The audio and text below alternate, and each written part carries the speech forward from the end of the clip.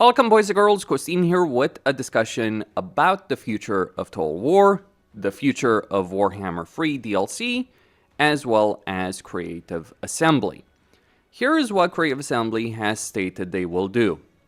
On the 4th of December, they will release Tides of Torment. They are also going to continue their 25th anniversary, which has been put on hold due to the entire controversy. And on the 4th of December, again, they're also going to reveal what they're working on next.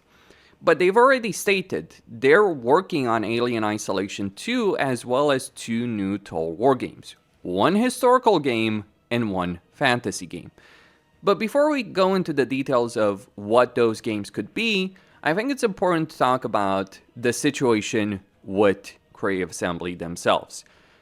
Because we do have a clear idea of what's been going on ever since Hyenas, Shadows of Change, and Pharaoh. Why? Well, because Creative Assembly is obligated by UK law to release financial reports. The report for 2024, or rather the report that covers the period between the end of March 2024 to the end of March 2025, will be released at the end of December this year. But we do have last year's report, which ended in March 2024. And here's what we know. Creative Assembly's yearly revenue is close to $200 million. But their net income is minus $2.5 million. Give or take, there's conversion between pounds and dollars, because obviously the report for the British government is in pounds. But those are the kind of numbers Creative Assembly has. At least the numbers they've given to the British government. This is all public, you can check it out, you can find it. We know this for certain. That is the consequence of 2023, effectively. Because that fiscal year ended in March 2024. They released a report late 2024, so those are the numbers we know.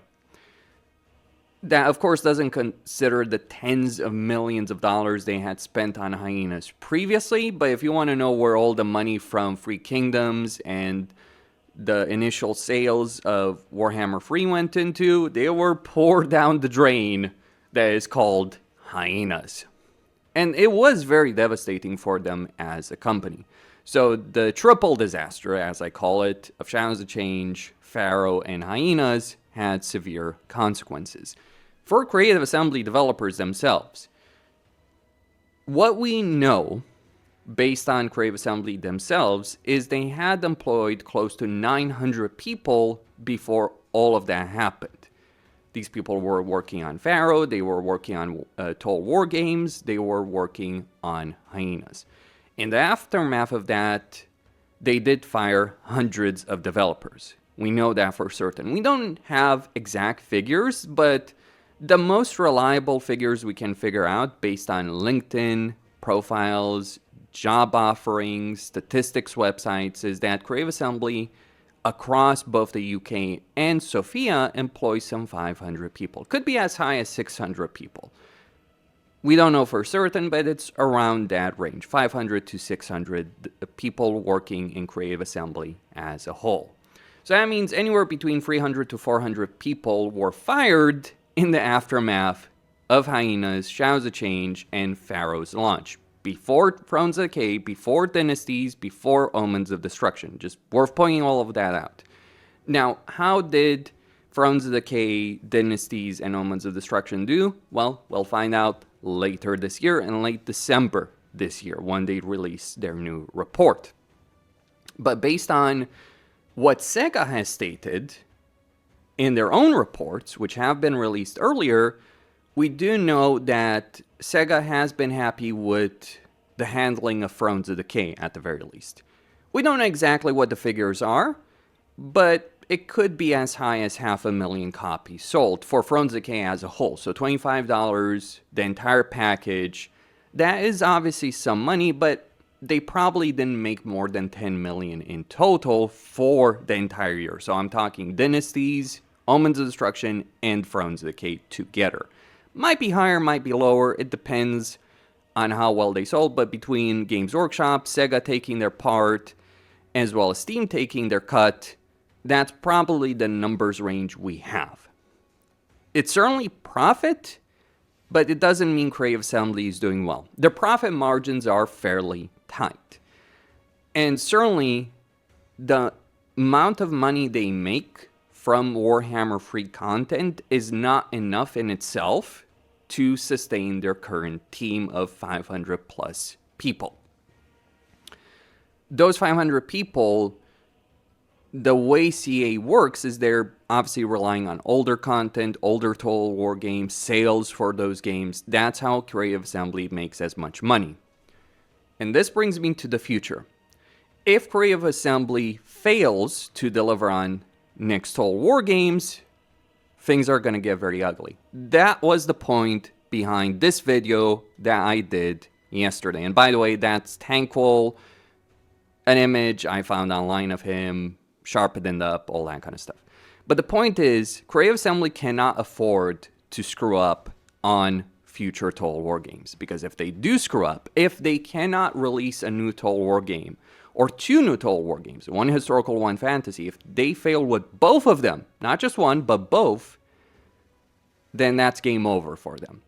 What does that mean exactly? Well, there's various possibilities, and it will depend on Creative Assembly, it will depend on Sega, it would depend on regulators, but essentially, Sega has a couple of options. They could fire most people and keep a team of 50 to 100 people to maintain the current games and take the money. 100 million a year, and revenue is still 100 million a year. Maybe release some DLCs here and there. Or they could close down CA, or they could sell the Total War IP alongside Creative Assembly. But regardless of what happens, hundreds of people in Creative Assembly are going to lose their jobs. Even if Creative Assembly continues to exist as a company and they get bought off by someone else, like say Microsoft, hundreds of people will lose their money. No one is going to buy a company that they probably have to spend billions and billions of dollars and then keep 500 people employed. That is not going to happen. Plain and simple, as clear as day. So Creative Assembly needs to succeed with their future releases. That's why those releases matter. Now, maybe they can get away with one of the new Total War games failing, but if both of them fail, and you get a massive storm of controversy, it's not going to end so well. So what does CA need to do then? They need to do two things. They need to make good games, and beyond that, they need to ensure that the current player base they have, the hundreds of thousands of people that buy DLC, or 100,000 daily active users, are not revolting against them. This is why the current controversy is so significant, and this is why it has had such an impact in Creative Assembly. Creative Assembly is aware of what's at stake. In fact, they've been aware of this for a while. Hyenas was their intent to move away from releasing just content for Total War and diversifying their portfolio, if you will. It failed for many reasons, but that's still what CA is chasing. That's still what they want to do. They want to not just rely on older games, they want to rely on newer games as well. Now, of course, Hyenas was the bad bet. Now they're betting on two new Total War games. But what are those games going to be? Well, we don't know for certain, and we won't know until December, assuming they release information on both of them. They might just do one of them. We don't know. But based on the most credible rumors, the fantasy game is going to be Warhammer 40,000. It's the most consistent rumor, leak, speculation, what have you. The most likely candidate for a future Total War game is Warhammer 40,000. It has been mentioned in official Sega surveys, though of course other things were mentioned as well in those surveys. Of course, it could be Age of Sigmar, Game of Thrones, and so on and so forth. There are possibilities, but I would like to point out that we haven't really heard about, like, a Total War Age of Sigmar game. We have heard plenty about a Warhammer 40,000 game, so my money is on that. Not 100% certain, and who knows, Creative Assembly could surprise us with this. Of course, there's all kinds of concerns with how Creative Assembly would handle a Warhammer 40,000 game. in terms of gameplay, in terms of campaign, in terms of characters, in terms of races, so on and so forth. Lots of concerns. But from the business standpoint of things, it makes sense to make a Warhammer 40,000 game because right now a lot of attention is on 40,000. Amazon series, Astartes, Warhammer Plus, Dawn of War 4. You will not get a better moment to release a Total War 40,000 game for a while yet. This is probably the best moment to capitalize on popular culture that is focused on 40k. So it makes perfect sense. All the stars are aligned on that. The concern, of course, is related to whether or not Creative Assembly can pull it off from a gameplay standpoint. As for the next historical game, that's even less certain than 40,000. Like, we've heard plenty about 40,000. We haven't heard so much about the next historical game. Rumors suggest and leaks suggest that they were working on a World War I game, then they canceled that because it didn't work out. The same rumors, by the way, suggest that development for 40k was working out for them. So development has proceeded ahead with that, but for the World War I game, it wasn't working out, so they canceled it. Instead, the latest rumors from various sources suggest that Creative Assembly could be doing Medieval free. We don't know for certain. It could be Empire 2, it could be Medieval free. It doesn't matter what is. Right? Obviously, it matters if you're a Total War fan, you're interested in the setting, etc., especially if you're a fan of a particular period in history. But what we do know, they are making a historical game. We don't know when either of these games is going to come out, but we do know they are working on both of them at the same time. When they will come out could be 2026, both of them, one could, or maybe later. Again, we do not know for certain. But once both these games are out, we'll see what happens with Creative Assembly. Of course, this brings me up to the discussion point about Warhammer free DLC. It would be interesting to be certain to see what would happen if Creative Assembly was willing to spend, say, $20-30 million in a year on Warhammer free, but they're not going to do so. They could, for the record, and certain companies like CDPR with Cyberpunk have spent a lot more money to rebuild those games, make an expansion, sell expansion, also improve the core game alongside that. That might be their plan for the Nagash End Times DLC, maybe. Or that could very well be a fantasy and the Nagash DLC is just going to be that, a DLC. That remains to be seen, we don't know. But based on what we do know and what leaks suggest, here's what CA is going to do. First off, beyond Tides of Torment, they do have various characters that they will be releasing in DLC. Could be single lore DLC, could be packages, we don't know. But here are the characters.